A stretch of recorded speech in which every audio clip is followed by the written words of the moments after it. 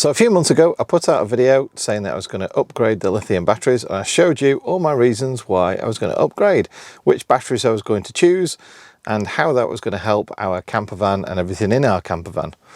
This is an update to that installation, and basically I've taken the lithium batteries out, and I'm going to tell you why.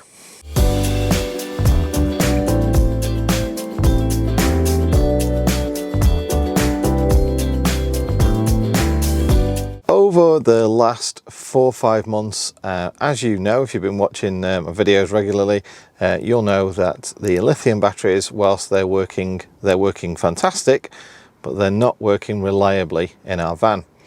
I've had several conversations with different people, some just kind of like people that have put them in the van.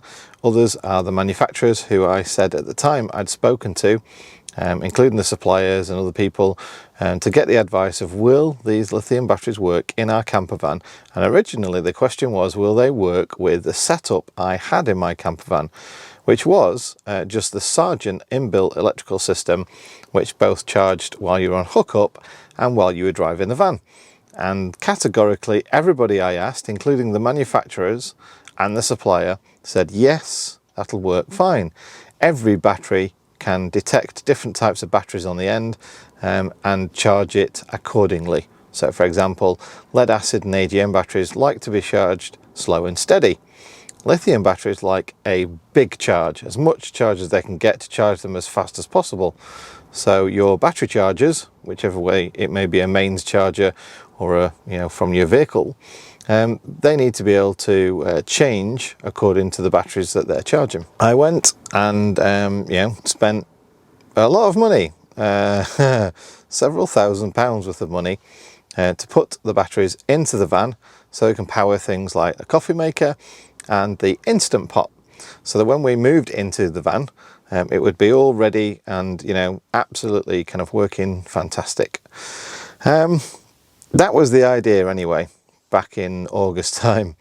And over the next few months we found out quite, well, too often actually, that the lithiums would actually just die. There would just be suddenly no power. One of the monies that one of the items I'd invested my money into was the Victron BMV 712, which is supposedly able to detect your outgoing current draw from your batteries and the incoming current charge you put back into the batteries, and therefore calculate several things according to that. One is a time remaining, one is a percentage of power remaining, and the other one is several different things about calculating your usage over time and all that kind of thing. And I was relying on that to tell me the state of charge of the lithium batteries and how much power I had left. And it came apparent quite quickly it was unable to really determine how much power was left in the lithium batteries. Now, speaking to people since then, I think if they were to be truly honest, they would say, yes, actually, it can't actually give you the exact percentage of power that's remaining or the time remaining of those batteries or the battery bank. Other people who I've spoken to about their setup with the BMV 712 with lead acid batteries have said something different. So in the continuing saga of the Victron system lithium battery monitor thing, I'm here with Darren. Hi guys. And he's got the same BMV 712 Victron gear, but he's got lead acid batteries. Yep. And his display, calculation and everything works flawlessly. Yeah, have you got what's being used right now, then how many watts is being used right now, current 34 amps out of the batteries, and we're 94.5%. Do you have the time remaining shown on that as well? Not bother with that one. Time remaining, it says 24 hours. 24 hours. And your little battery meter as well shows... Yeah, it's only got one bar gone. Yeah. Because we're only 95% down. This is what it kind of like... We're at 95%, we're not down 95%. We're at... Which is kind of exactly what I would expect it to do. Yeah, it works fine. Don't understand how one to the other is different, because the shunt measures power in and power out. Yeah. It shouldn't really matter what battery's on the end of it, but it really does. Yeah, something's really going does. wrong. Yeah. So yeah. Hey ho. Cheers, buddy. No worries, mate. So It turns out that the BMV 712 isn't really the best thing to plug into your system to monitor your lithium batteries. Certainly not in the way that I've got lithium batteries. And I'm going to be quite specific here. I bought batteries that were supposed to be like for like exchange to the 130 amp hour kind of car battery, leisure battery style batteries that I had, less lead acid.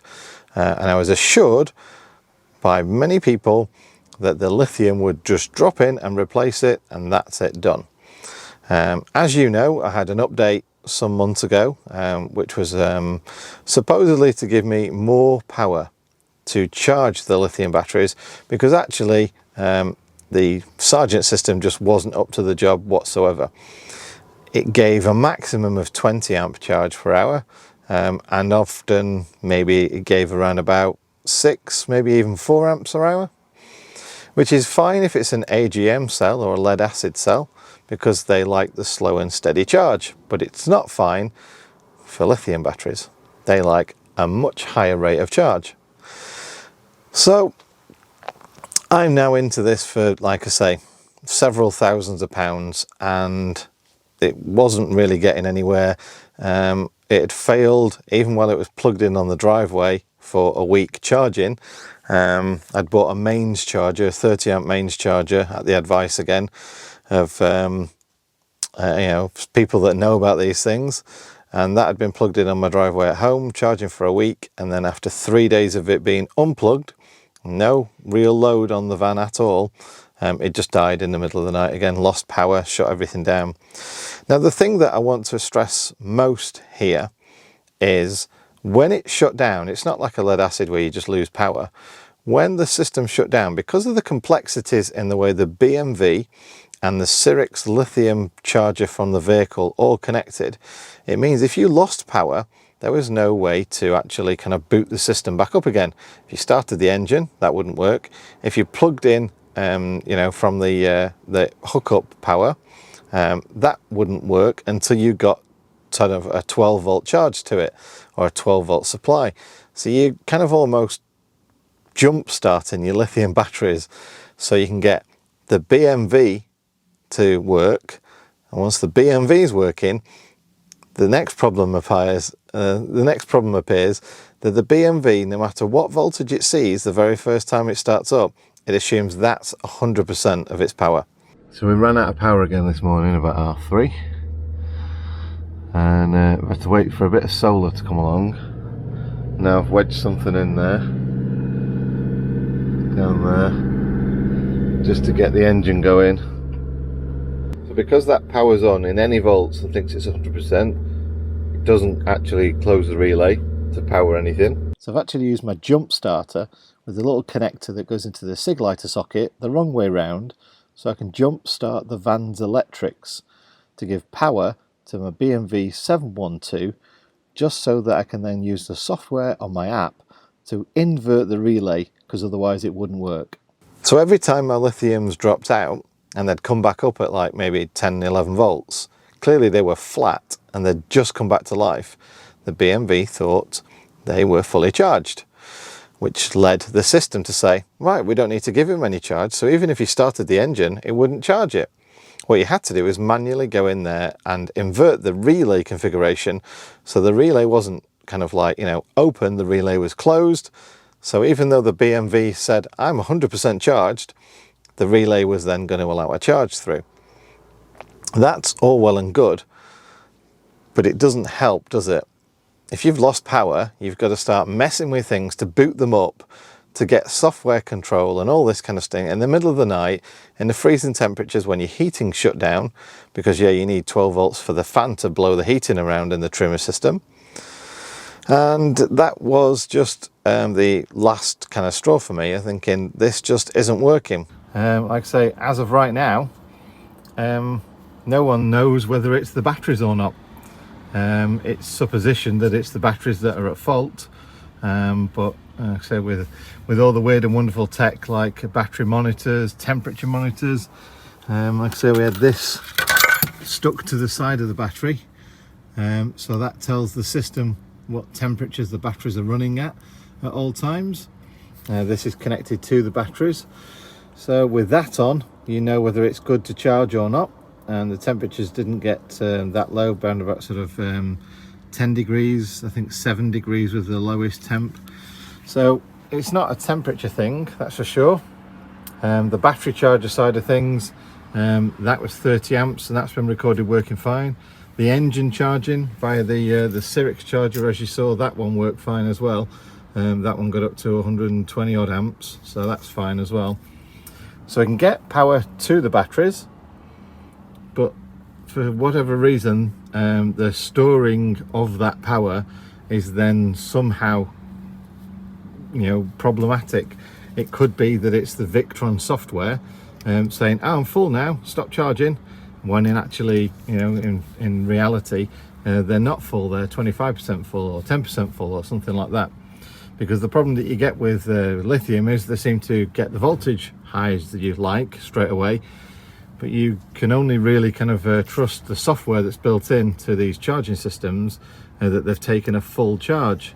So if they don't take that full 120 amp hour charge for, at least an hour or two, then those batteries are not going to be 200 amp hour batteries. They're going to be far less. And I think that's where we're at. I think that's the system letting us down overall, really. So yeah, the way we're going to do it is we're going to keep the BMV and just keep it as a battery monitor. We're ditching this, so that's not going to be used. It's a lithium one anyway, so that won't work. And then just going with the Sterling charger. And hopefully, with the AGM battery as a Sterling charger, things should get back to normal and we can stop stressing about power. As I'd named Alpha Batteries as the supplier in my first video, it's only fair to say that when I took the batteries back to Alpha Batteries, they were really good. They basically said that sorry that I'd run into all these problems, sorry they were unable to help me resolve these problems over the last weeks or so, and basically gave me a full refund there and then. And since then what they've done is report back to me about the testing of the two batteries that I was supplied with. The initial testing based on the state of charge I'd taken them to, which was using the equipment that I've got that I was told would all work fine, gave them the batteries literally within 12 hours of me giving them a full charge and it appearing that they'd take no more charge from my vehicle. And they then put them on test and it showed that they'd produced around about 75% of their power. So not full power, but about 75%, which differed from my experience in the fact that on my experience, we normally work out that after about 25 to 35%, that's when they died. So, well, obviously different environment. It was probably a lot warmer in their test office than it was in the back of our van, because it got around about 7 to 10 degrees Celsius, whereas in theirs it might have been 20 degrees or something like that. And obviously a battery will work far better when it's warmer. They've since then come back further after done a lot more tests, one of which included using a mains battery charger to condition the battery. So that's a battery charger that can actually discharge the battery and charge it again. This £2,500 or $5,000 battery charger has managed to get the batteries working perfectly again, so much so the batteries are now exceeding their stated capacity, which is great. But then you have to ask, well, why did you say it'd work all right in my van? To which they said, well, we don't really know, it's never really been done and we can't give you a technical sheet on how that'd work. All we've really got is assumptions it should work. I then went to question things a little bit further about, well, what was the battery designed for? Was it designed for working in a camper van or, an RV or a boat or something like that? And then I was told, no, they're designed to go into golf carts or, mobility scooters or something like that, where they are taken down to zero and then they're put on charge using an expensive mains charger until they're fully charged.